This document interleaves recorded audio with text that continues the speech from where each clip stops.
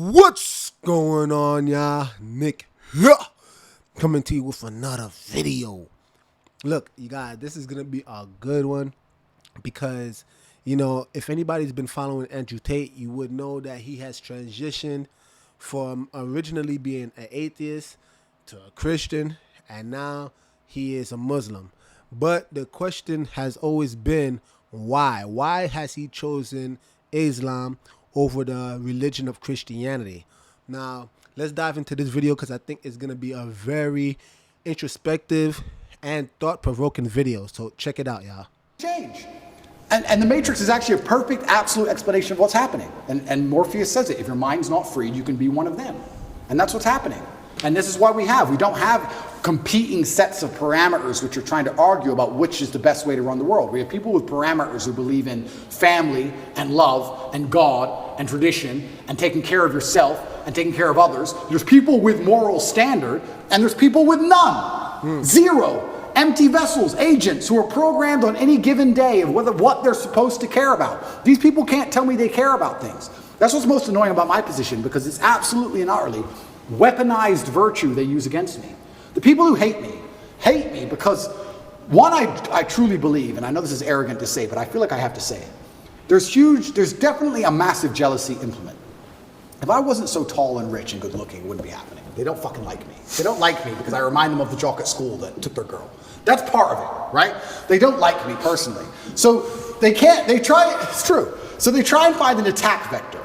And what happens when you have somebody who's monumentally successful across all realms of human endeavor? The only way you can attack them is by calling them a bad person. They can't call me stupid. They can't call me ugly. Can't call me broke. Can't call me weak. They can't call me any of these things. So how do we attack this guy? Well, he's a bad person. How do you call someone a bad person? You weaponize virtue. None of the people, who are pretending to give a shit about women and that I'm bad to protect women have any interest in protecting women. None of these people think I better become physically strong to protect women. No. He's making an awesome point right now. This has always been my thing against the whole feminist and the whole LGBT, Q agenda, is that how in the world do these people claim that they're trying to protect and stand up for a minority group or oppressed group such as women, but yet you allow transgender women, biological males, to join women's sports? How are you protecting women? How are you protecting women when you allow a biological man with a mental disorder to go into the woman's bathroom? How is that protecting women? How is it protecting women when you allow pretty much everything that women stand for, right? And the fact that they're called women because they have a womb, right? Now you have men, biological men, winning Women of the Year. How is that protecting women? Man, this world is ass backwards. None of them even believe in protecting a woman in a physical scenario. None of them even believe in protecting their family. None of them donate to any charities that involve women, nothing. They're just taking the virtue and weaponizing it and attacking me with it. Me as a person who donates $25 million a year to charity to feed both male and female children. Me as a person who believes I have a responsibility to be physically capable so that any woman I'm walking down the street with is safe. I do more for women than any of these clowns would ever do. But they're just weaponizing virtue and attacking me with it. It's not even genuine virtue. That's what's so upsetting about it. These people, the matrix-minded people, have so few parameters and so few virtue. Whenever there's virtue inside of them, it's only so they can take it, weaponize it, and fire it at you. They don't give a shit about any of the issues they talk about. They don't care about race. They don't care about women. They don't care about gays. None of it. They take it, they put it in a bullet, and they shoot it at the people they don't like. It's all fake. Right. I mean, when black people were oppressed, and I don't want to make this a whole race thing, right? But when black people were oppressed, quiet, right? Let's not talk about that. That's in the past. But now there's another oppressed group, and now, we got to become militant. We got to protect all those gays. We got to protect the lesbians out there. We got to protect the transgenders because they're oppressed. Because people are actually killing them for their lifestyle. What about all the black people? But hey, again, it is weaponized virtue. They don't really care about equality. They don't really care about anything that's actually of any good moral standing, because these people have gone away from God. It is completely evident. They have gone away from the creator of the universe. And we're going to dive deeper. Just keep watching. All of it. When you were talking about this, I wrote all these things down that we're talking about. Principled virtues, God, parents, true believers, fighters, traditions. These people they fear, right? All these people they fear. And these guys are slowly but surely starting to stand up. The scene we're talking about with Shia LaBeouf, he says, what we're doing here is a righteous act. Here's a Bible verse I think about sometimes, many times. This is his words. It goes, and I heard the voice of the Lord saying, whom shall I send and who will go for us? And he began crying and said, here I am, send me. Brad Pitt turns around and says, Book of Isaiah chapter 6. For me, in my own business, I asked this question the other day. I'm so curious to get your thoughts on this. For the longest time, when I got into business, I was, a younger guy, 21. I'm like, okay, very coachable. Tell me, what do I got to do? I'm a coachable guy. What do I got to do? I'm a coachable guy, super coachable. I want to make money. I'm sick of time of being broke. My dad's at the 99 cents. Too many heart attacks. I want to get out of this. So I'm like, hey, Patrick, basic stuff. When you're doing business and you're talking to rich people at Morgan Stanley Dean Witter, never talk religion, never talk politics, never talk sex. Just don't talk about those three things. I said, okay, guess what? Never talk politics, never talk religion, never talk sex. No problem. We're going to business. So what do you think about the political climate today, Patrick, David? Oh, what do you think? Well, I think this is, but what do you think, Patrick? I don't know, quite frankly, I think I'm trying to figure it out for myself right now, but we'll see what's going to happen, like, whatever way you're deflecting and you kind of go on your phone. Hey, what do you think about God? What is your opinion on Islam or Muslim? Well, for me, you deflect that. Eventually you're sitting there, you're like, the people that I know at that level want to talk about those three topics. Now, sex is maybe off camera and they're kind of having fun with it, but they want to talk about politics and religion. So we, for the longest time, have been silenced, and now the ESG community, all this time they've told us to stay quiet, and they're saying what? They're talking politics, they're talking religion, and they're talking sex. Sex the way through LGBTQ, what's wrong with that? What's wrong with it? It's normal, it's normal, it's normal. No, it's not normal. Well, listen, you guys shouldn't talk about politics and sex and religion, you shouldn't be doing that. And then you see this one, during COVID, one pastor, Australia, a Syrian man, I don't know what his name is, Vinny, what's his name? The Syrian pastor, priest from Australia. And he was fighting all the anti-COVID guidelines, and his stuff is going viral, he's doing this. And you've seen these messages. Some of the people that stood up, they stood up because they feared God, okay? And for you, with your life, it's been interesting watching you go through your evolution of your faith. Pre-2022, former atheist, couple of the things you've said in the past, God isn't real because you can't prove it. Okay, kind of like, that was more the Malcolm X argument, right? Bad things happen to good people and good things happen to bad people far too often for God to exist. I'm the center of my universe. That's pre-2020.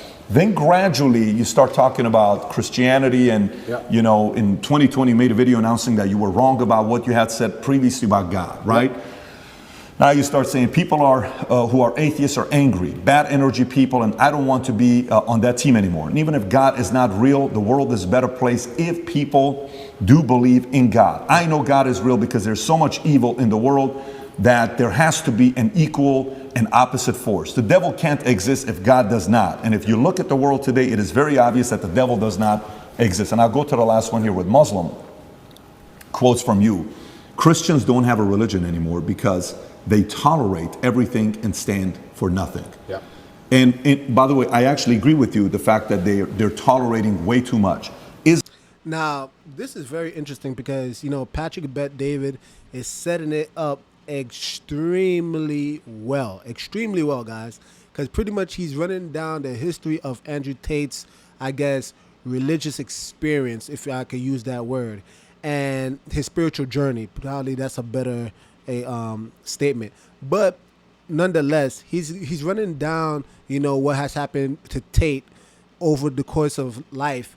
And what's interesting is that Christianity is viewed as extremely weak today, and they have become extremely accepting, right? This is the reason why I've had tons of videos, even on my channel, where I showed a pastor and his wife freak dancing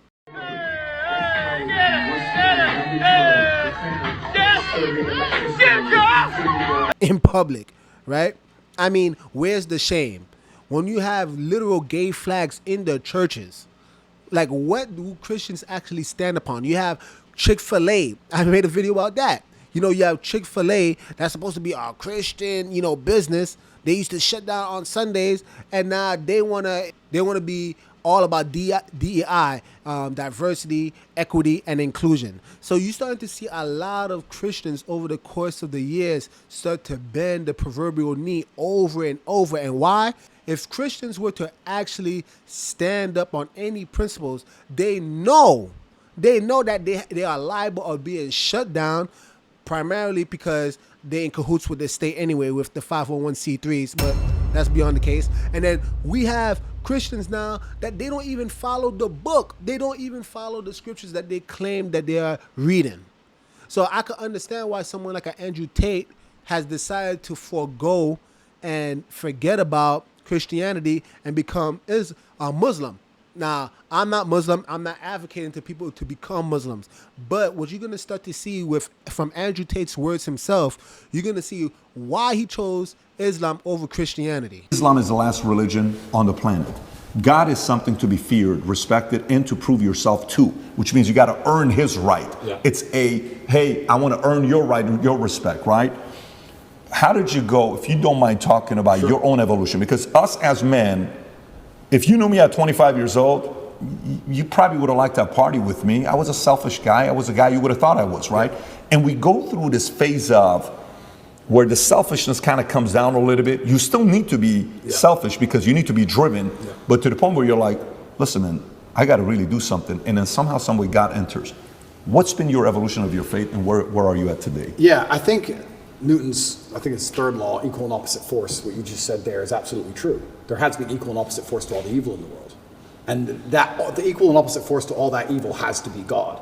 And I've talked about this at length even with atheists, and I try and say that regardless of whether you're an atheist or not, you're thinking of God as a man in the sky, but you need to think of God as a concept as a whole.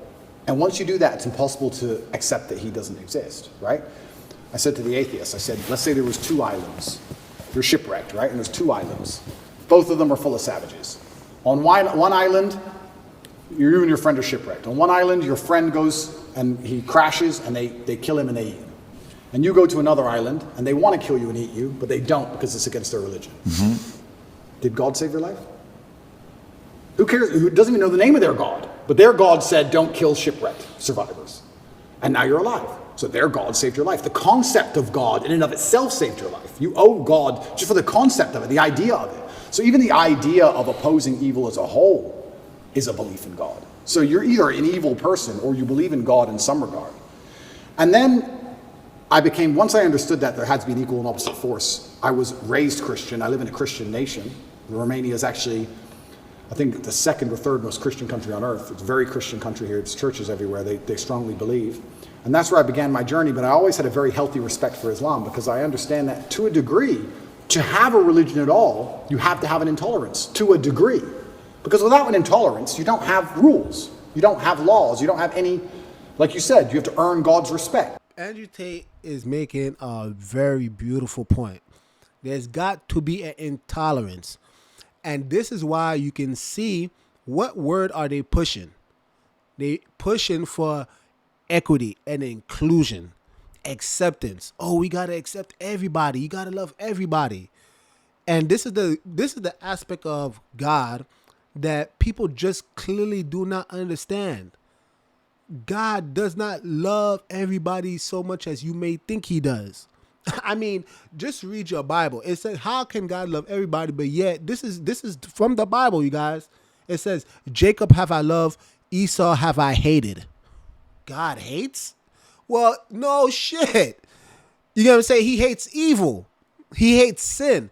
And then going back to what Andrew Tate mentioned about there's got to be some type of laws. I mean, this is exactly the point, you guys. Like, where is the standard? You see, like, the Most High God, right, gave you, most of you know it as the 10 Commandments, right? He gave the 10 Commandments to his people. And there's more laws that outside of the 10 Commandments. But what's my point? You should not be able to do this. You don't do this. You don't do this. Thou shalt not, thou shalt not, thou shalt not, right? And these laws were governing the people, the Israelites, for ages. And now we live in a time where Christians have done said the law is done away with. And this is when all the sin and the debauchery crept in. Why? Because now there is no moral standing. You see, it sounds cute on paper. I don't find it cute at all. I actually think it's very despicable. But for Christians, it sounds cute. Oh, the law is done away with. Oh, the law is done away with. Oh, we don't have to keep the laws, statutes, and commandments. Okay, that sounds cute. Okay, cool. But you see, it shows you the hypocrisy, because Christians, are you going to kill? Are you going to steal? Is adultery right? You see, now what am I doing? I'm listing the commandments. No, all Christians, of course you can't do that. So where are you getting that from? You're clearly getting that from the law. You see, so what exactly are we dealing with? We're dealing with a group of people, Christians, and the religion of Christianity. They are a bunch of hypocrites. That's all it is. They cherry pick what they want to choose to believe, and that's why it's weak. When you are dealing with God, and you cherry pick when you want to be obedient, you cherry pick when you want to be righteous, you cherry pick when you want to do the right thing, then of course sin and debauchery is going to creep in. This is why the LGBT flag is in the church. This is the reason why there's gay pastors in the church. This is the reason why pastors are freak dancing with their wives. This is why. Because you cherry pick when you want to be righteous, when you want to actually be obedient. It is a weak religion, and I can understand 100% why Andrew Tate left Christianity. But he's going to dive in even deeper. If you're a religion which is tolerant of everything, then you don't have to earn God's respect. You can be a bad person and do bad things. Exactly. God loves me, so it's fine. Well, no, it's not, because that's not the point of the religion. So then you extrapolate that out, and I was sitting and thinking, well, what's the primary function of a religion? And the primary function of a religion, I don't believe is the religion exists so I can live forever. I mean, that's a nice thought. But I think on a macro level, the primary objective of a religion is to restore and contain some degree of traditional value within the society. How do you judge? Let me change the way I worded that. How do you judge the success of a religion? I don't think you can judge it by the number of people who join it, because there's lots of people who are Catholic who don't act Catholic. They don't act in any way particularly Christian. 100%. Anyone can say they're something. You can walk into a strip club and everyone says they're Christian. It doesn't mean anything, right? So how do you judge the success of a religion? Well, I like to think the best way to judge the success of a religion is how successful is it at fighting evil? How successful is it at preserving the morality of a population in X parameter, in X geographical area? So when you look at it from that way, you can't say that Islam isn't the most successful religion on earth. It's the most successful in regards to opposing evil. It's the most successful in regards to opposing its differing viewpoints. It's the most successful in regards to having people act within the limits and the confines of what it finds to be moral and good to God. It's the most adhered to. It's the most feared. It's the most respected in most forms. And then also I'd like to think... I would say it's the most feared. Yeah, it's the most feared. But what is respect without fear? Do we respect men we don't fear? If there's a man who could do absolutely nothing to you on any level at all, you might be nice to him, sure, because we're not bad people. But would you really respect him? If you could take his chick in front of his face, set his car on fire, and he wouldn't do a thing, you wouldn't respect him. You might be nice to him because we're not bullies, but you wouldn't respect him. Respect and fear are linked. They're not always the same thing, and you can maybe have fear without respect, but it's very hard to have respect without fear. And also, I heard someone... Man, he is making a beautiful point. I mean, even if you read Ecclesiastes chapter 12, verse 13, it says very clearly, let's hear the conclusion of the matter. Fear Yah, fear God, and keep his commandments. Listen to what they're saying, Yah. Fear God and keep his commandments, the laws that Christians say are done away with. Why? Because it's the whole duty of man. That's the conclusion. The wisest man on earth, Solomon, said that the main two things you got to do is fear, not just respect, y'all, but you got to fear God. And you got to keep his commandments. No, but this is what happened. People rather fear man. People fear, losing that paycheck. People fear the LGBTQ. People fear actually being ostracized in society, so therefore they're not going to actually stand on anything. That's what people fear, and that's why people are mute, and that's why people are accepting, and that's why people are overly tolerant. because people don't stand on anything. People don't actually have a fear of God. Say once that we see the world as we see ourselves. If you're a thief, you think everyone's a thief. If you're a liar, you think everyone's a liar. And I kind of agree with that. I understood that. I also like to think we see religion as we see ourselves. I like to see myself as a person whose respect you have to earn. I like to see myself as a person who has strong, rigid boundaries. I like to see myself as a person who will stand up and say, no, that's wrong. I like to see myself as a person who's not afraid of being shamed by whatever community for saying, I don't agree with that particular ideal. I like seeing myself that way. So if I'm going to see myself that way, then I'm going to naturally align with a religion that operates within that form. So when I say Islam is the last religion on earth, I say it because it seems to be the only one who will stand up and say, no, we don't care. No, that's not what the book says. No. I was raised Christian, and Muslims as a whole, we have no problems with Christians. None at all. I don't want anyone to think I'm anti-Christian and like I dislike Christians. We don't have a problem with Christians. We believe in a lot of the same things. We believe in Jesus. We put more respect on the name of Jesus than most Christians do. I just don't like the idea of people saying they're a Christian and saying, but because I'm a Christian, I can do whatever I want and throw all the rules away and none of it matters. You see that? Again, the hypocrisy. The hypocrisy. You see, Christians, just because you say I believe in Jesus, when you do whatever the hell you think you can do, and Jesus is going to love me, God is going to love me. For God so loved the world. That's the only verse Christians know. For God so loved the world. But when you do things that's so dumb, you have people that actually look at the religion of Christianity, rightfully so, and they say it's weak. And I'm not making any apologies for Andrew Tate. I think he's absolutely right. I think Christianity is weak. I've been left the religion of Christianity for about 10 years now. It is a weak, sorry excuse of religion. I'm just keeping a buck, y'all. Because once you have that level of tolerance, you no longer have a religion. Islam seems to be the last religion left with parameters. If you don't have parameters, you don't have a religion at all. So the closer I found myself to God, the closer I found myself to Islam. That's just how it ended. And Andrew, speaking of fear, one could argue that Islam these days, certainly in the last 20 years with the war on terror, they've also been the most vilified. Absolutely. Right? So, everything that we've seen happen with extremism and everything that's going on all over the world, how are you grappling with that? You've been a Christian for years now, Islam, everything. And you know what? That's such an interesting question, because when I was younger, especially when I was an atheist, I would sit and think, people are really doing terror attacks and doing all this crazy stuff because they're upset over a cartoon. That's so stupid. And nobody should kill anybody. Nobody should kill anybody. Charlie Hebdo, everything. Nobody should kill anybody. Nobody should kill anybody. I'll make that very clear. But also part of me is now saying, why would you want to insult the prophet for billions of people? Why would you want to do that? I don't even want to make the argument against free speech. I'm not even saying you couldn't be allowed to. This is a sensitive subject. I'm just saying, what kind of person wakes up and thinks, I want to do that?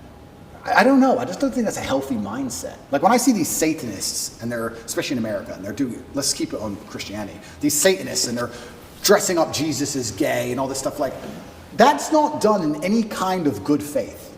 There's no good reason to do that. That's done with genuinely malicious intention.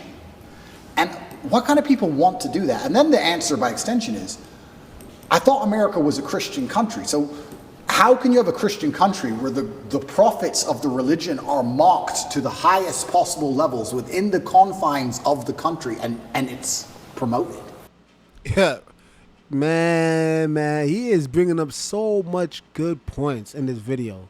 How are the prophets of the religion, and I'm using his words, truth be told, again, the Bible never even speaks of Christianity. It never does. That's not even a word that exists in the Bible. But anyway, how can Christians mock the prophets of the religion? I mean, even topics such as polygyny, a man having multiple wives. Do you know how demonized that is in America? And for what? For what? Because you want to uphold your own book of the law over the actual book of the law, the actual scriptures.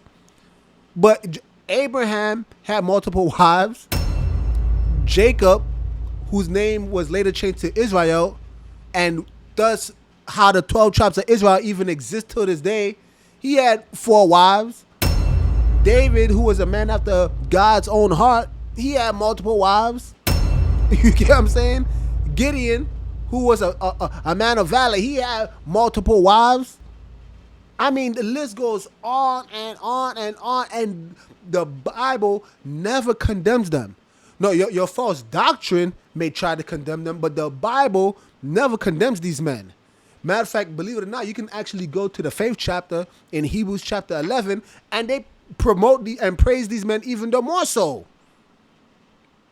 I mean, Christianity is, I'm telling you, it's a joke. And the people, these mascots for Christianity, I mean, literally are demonizing the actual prophets of the book. It is so bizarre. And what other religion would allow that?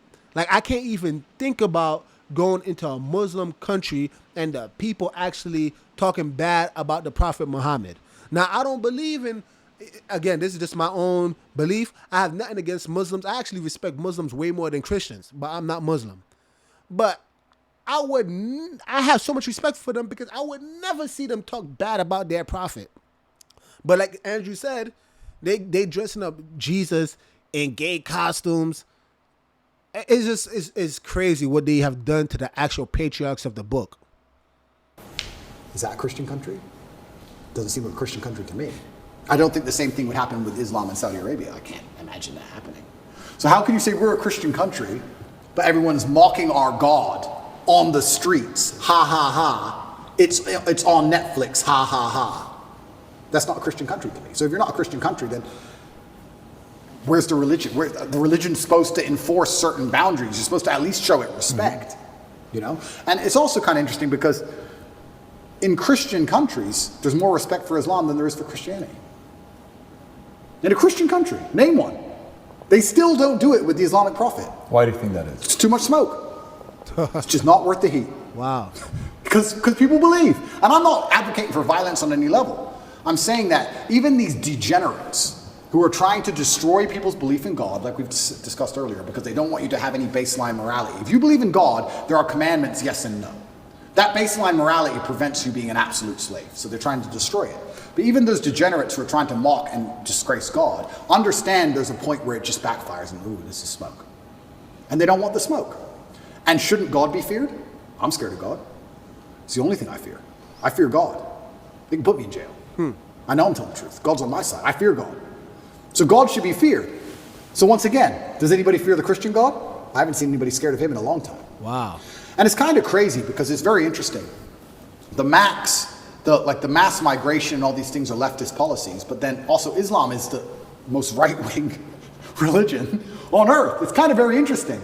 I grew up in England, and I grew up in Luton, which is a town which is mainly Muslim. It's a huge Islamic community. And there was a bunch of English people who were complaining about there's too much immigration, we're losing our culture, and I understood their point absolutely. But these are the same people complaining about all the left-wing LGBT in schools and all these issues. And I was like, the only allies you have against this are the Muslims.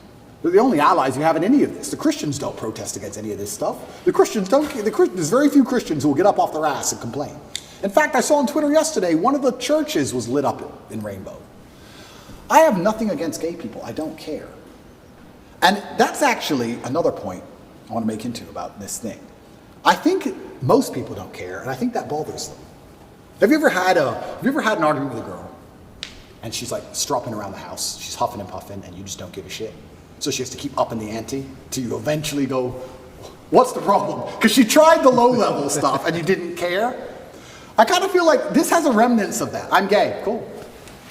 I want to get married. Fine. I want to wave my dick in your kid's face. Whoa, whoa, whoa, whoa, whoa. It's like, whoa, whoa, whoa, whoa. I feel like they tried to annoy us, and we're like, we don't give a shit. Do whatever you want. Be a person. We don't care. What a point. And now they're like, okay, well, we have to get to a limit where they have to react. Yeah. We want attention now. We want them to care about What's this. the right move on that? Well, that's the point. You know, it's difficult. Because there comes a point where you simply have to address it, and now you have to oppose it. And this is, sorry to interrupt you, but this is why they're so careful and so clever with what they do. They package it all together. LGBTQ. I don't know what Q is, firstly. Sorry, I don't know what Q is. Questioning. Q. All right. I would argue that G and T are very different things. Beyond. A gay man and someone who's chopped the dick off are very different things. Completely. So they package it all together So now, because the spectrum of your enemy is so large, you have people who are fully this way. You have people who we accept that are normal in society. We have no problem with gay people. And they put it all together. You're an enemy of all these people. And they complicate the argument and they mix it all together. And now you're a bigot.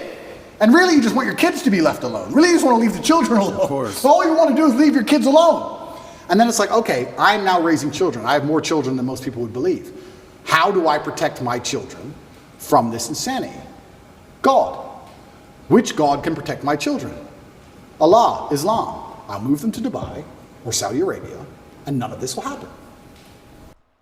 Now, I'm going to take a bit of a turn at this point. I think this is very interesting because, again, I'm not advocating for any religion. I don't believe in religion. But, if Andrew Tate, if you ever get to see this video, I actually want to reach out to you. Reach out to you. Why? Because I actually think you ought to consider being what the Bible actually commands us to be, which is an Israelite. Because I'm 100% in agreement with what conclusion you have come up to in realizing that Christianity is weak, that it has no backbone, that the people talk bad about their own prophets, and the church are waving gay flags, gay pastors. They have no moral backbone. No, they don't stand upon anything, no commandments, no laws, no nothing. So I can understand 100% why you decided to leave Christianity. But, and it's your choice, but you chose to go to Islam. Now, I'm not against Islam. I'm not against Muslims.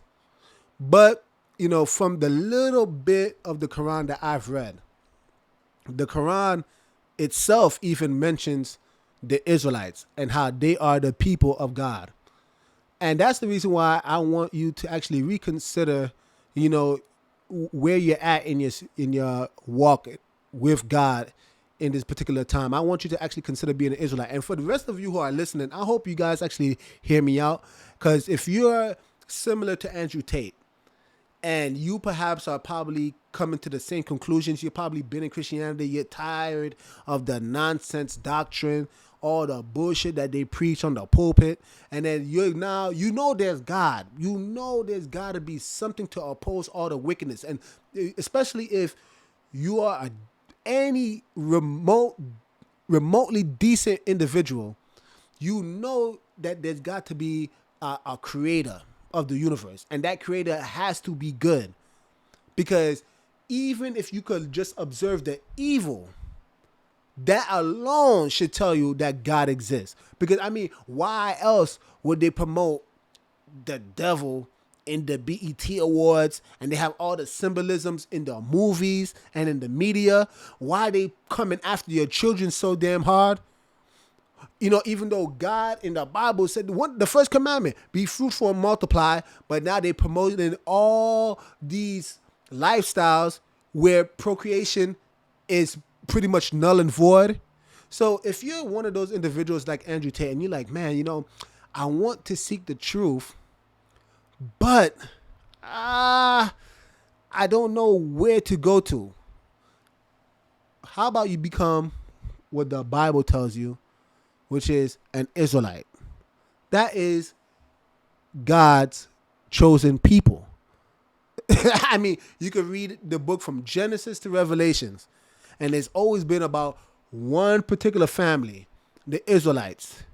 And that's why even when you read in Romans chapter, I believe it's 11, in Romans chapter 11, even in that, you can see what, therefore, all Israel, it didn't say Christians, it didn't say Muslims, it didn't say Hare Krishna or whatever other religion you want to ascribe to. It didn't say that.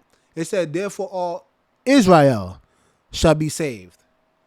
This is why when you even read the book and it talks about the new covenant, which you can read in Hebrews chapter 8, verse 8, and you can also get it in Jeremiah 31, verse 31, it says the new covenant was written, it was for the house of Israel and made with the house of Judah.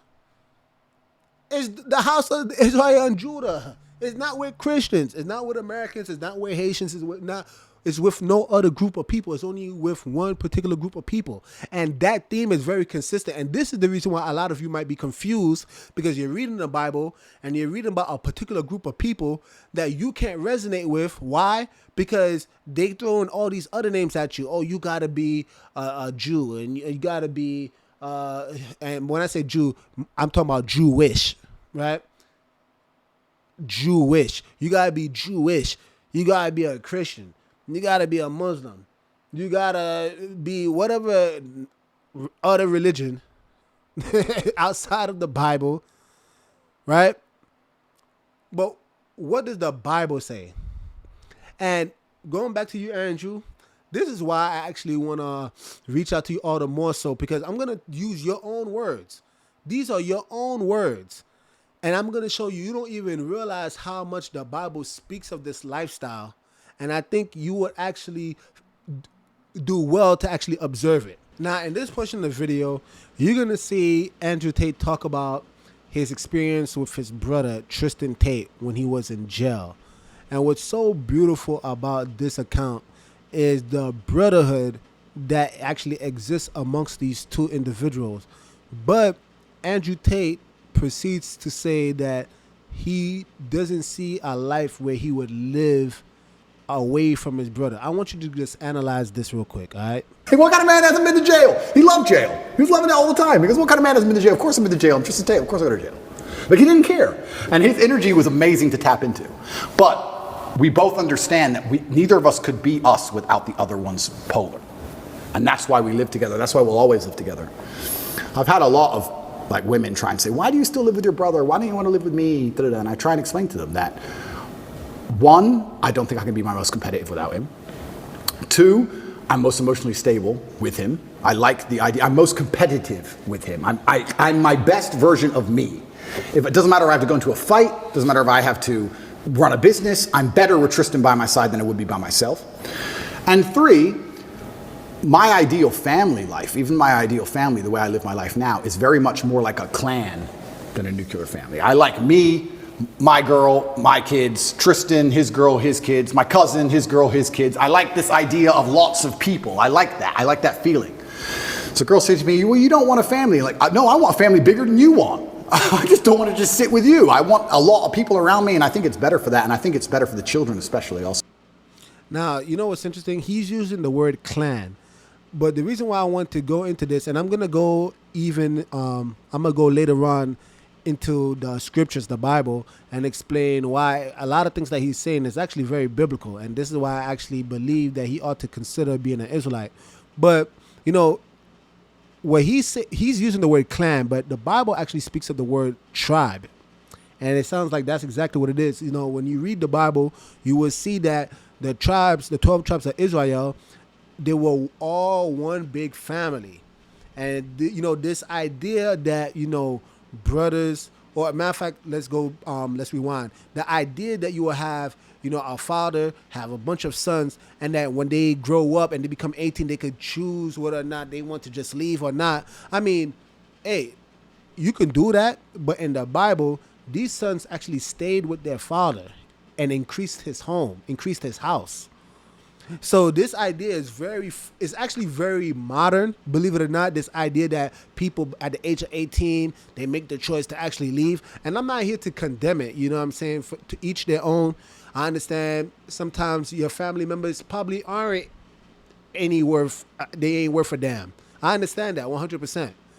But some of you are actually putting yourselves at a very huge disadvantage when you choose to try to carve out a living for by yourself, when you could have actually stayed with your mom and dad, primarily your dad, and help increase his house. You get what I'm saying? Because why, after all these years of a man working extremely hard to create this wealth for his family, and now when the child leaves the house, what happens to that wealth? It's going to just vanish, it disappears, and now each generation they have to start from scratch over and over. Yeah, people talk about inheritance, but, you know, that in itself is crazy.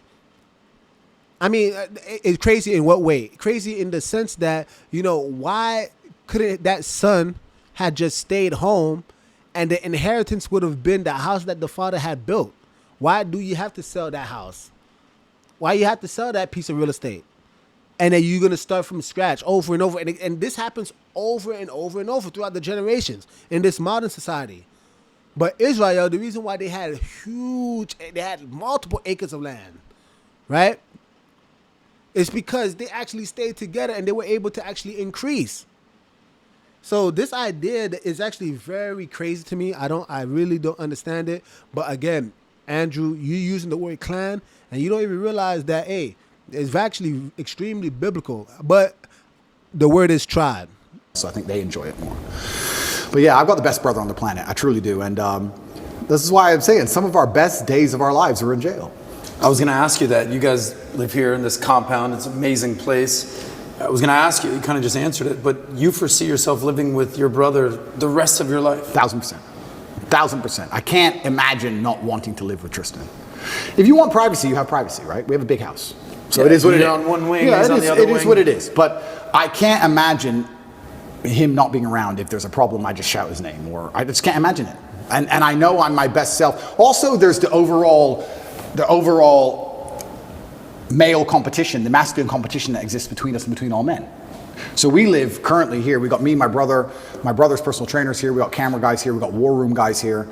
We got loads of guys here. But I can give you a million examples. There was a record set next door of a gym, and there's a stair machine, and there was a record set of 188 floors within a time frame. I came along and smashed it with 198. I only held the record for 45 minutes because someone beat it with 202. As soon as the record's beaten, everyone gets pissed off and puts their trainers on, puts their shoes on. As soon as it's beaten, everyone gets mad. Who beat it? Who beat it? And everyone goes and did it.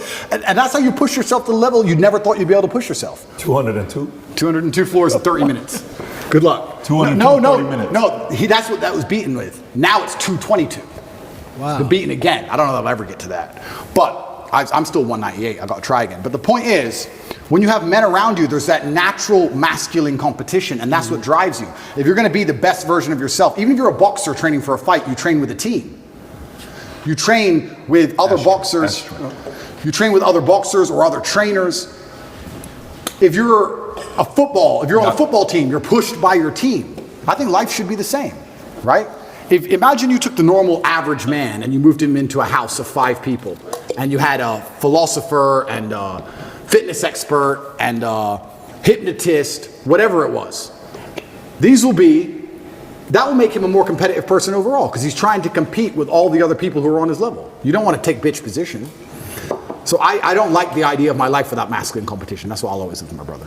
And if you met a girl one day who says, Tate, I want to have your babies, live with you, but it's kind of weird that your brother's here, what would you say to her?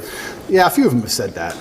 I offer some degree of compromise. I'm like, look, we can have our own house separate if you really want, but I'm going to be spending a lot of time at that other house, including nights over. I want to stay with where my brother is. So you would compromise a little bit, but he's going to be living next door or with you. 100%. And I don't think, and that may be unusual in the Western world. I don't think that's unusual in many places. I love that, by the way. Well, you talk about this all the time. Oh, you don't even know how much I love that. Yeah, I love that. To me, as a kid, that was a dream. Like if you could, right next to each other, there's a family in our community, billionaire family.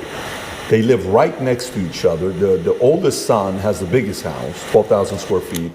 Then the youngest son has the second biggest house, 8,000 square feet. And the parents live in a 6,000 square foot house right next to each other. Absolutely. Okay? The 2 boys have 4 kids. The 8 kids are always together. Absolutely. What a great environment. Absolutely. It's a dream environment. Absolutely. I can't see how a person wouldn't buy into that, the benefits of it. And there's also benefits to the relationship, because I think you have a better relationship with your woman if she can go and talk with other women and be with women and I'm with guys, and then you're together sometimes and you can split it out. It's better for everybody. This whole idea of just man, woman, boom, child bang, I understand where it's come from. I'm not saying it's all typically bad, but I do think that in those scenarios there's a lot of men who are particularly miserable, particularly men especially. And the idea of a clan and having that team around you, I love that. I wouldn't live any other way. I love living that way. Well, being born and raised in Miami, there's a lot of Latin culture there. Yep. And, the American friends, they just move on their own. That's what they do. But in Latin culture, the abuela's living in the house, the family's living in there, the women are all kind of congregating together. It's a different world. We can also discuss it financially, right? if you're a man and a woman and you have 3 boys and they're, let's say, traditional, Western, whatever, they all go and pay 3 different rents and they all move in with their girlfriends and everyone's getting wrecked, right? If you all stay together and combine your income, you also do much better financially. This is how a lot of immigrants even survived, especially Muslim immigrants in England. I've heard you tell the story about that. Absolutely, yeah. They all stay together in one big house. They all pool their incomes. You have a bunch of people with average jobs and Ferraris on the drive. Man, isn't this so interesting, this mindset? Well, again, Andrew Tate is not the originator of this mindset. This mindset actually has been in the Bible for thousands of years. Now, let's actually go to a portion of scripture real quick, all right? This is going to be in Acts chapter 2. All right, so you can see here, I'm on this website called Bible Gateway, but this is Acts chapter 2 from the New King James Version. And I'm going to jump down to verse 44. So my apologies. I'm actually going to start from verse 42. And it says, and they continued steadfastly in the apostles' doctrine and fellowship, in the breaking of bread and in prayers. Now, this is interesting, you guys, because if you guys know anything about, this chapter, you'll know that this is actually how the first church, the original church, how they actually ran things. All right, you guys. So Christians, maybe you should listen because you're clearly not doing this. But anyway, and they continued steadfastly in the apostle doctrine and fellowship and breaking of bread and in prayers. 43. Then fear came upon every soul, and many wonders and signs were done through the apostles. 44. Now all who believed were together and had all things in common. Now, again, for those of you who claim you believe in God, the creator of the universe, right? Andrew Tate, here's what I'm saying, right? Because I know you say you believe in God. So this is what I propose, right? Just follow what the Bible says, because it's clearly you say that you want to live with your brother, right? And I'm sure you want to surround yourself with, you use the word clan, but again, the Bible talks about the 12 tribes, right? The tribes of Israel. All right. But anyway, it's semantics, right? So, but here's the point though. You claim that you want to surround yourself with people of like mind, right? And you want to live with them forever, right? You don't want to actually depart and carve out your own living like the lies that has been told to a lot of us in Western society. So look what they said. Now, all who believe were together and had all things common. This is how the original church did it.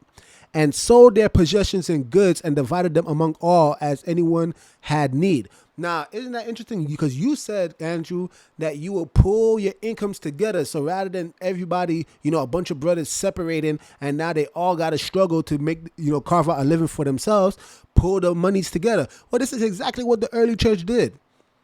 And they sold their possessions and goods and divided them among all and anyone had need, right? They had all things common. So, believe it or not, this is exactly how the early church ran.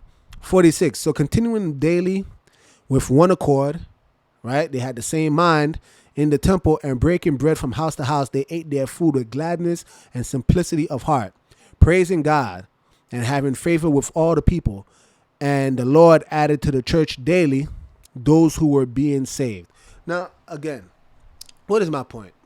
My point is this, right? For anyone who has the inclination that, Christianity, the way they're doing things is just not right. And it's clear because I'm reading you a chapter in the book that you probably never heard your Christian pastor ever in their lives ever dare to open. And they would not open it because they know they're not willing to follow what's actually being prescribed in these verses in Acts chapter 2. They would never dare open up this section of the Bible. But again, why is that? Because Christianity is a false religion full of hypocrites that don't actually stand on anything that is inherently good. They don't have no moral backbone. They don't have it. So for anybody who is questioning and they like, you know what, Christianity, something about it, man. Like, I just don't really understand why they always trying to preach to me ties to I'm green in the face. I don't know why the hell they always trying to lie to me. And this is what you need to do. Follow what the Bible actually says. Again, I have nothing against Islam. I have nothing against Muslims. But if you deep down inside, you read the Bible and deep down inside, like, I know the Bible is true. I may not rock with the people. I may not rock with, the Christians and those who claim, keyword claim, that they believe in God. And why I say that? Because again, even the Bible says, not everybody that says, Lord, Lord, shall be saved, right? Because there's going to be many people in that day that's going to say, Lord, Lord, haven't we prophesied in your name? Haven't we done all these great works in your name?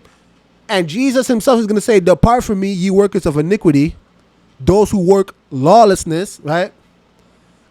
For I never knew you. That's what Jesus said.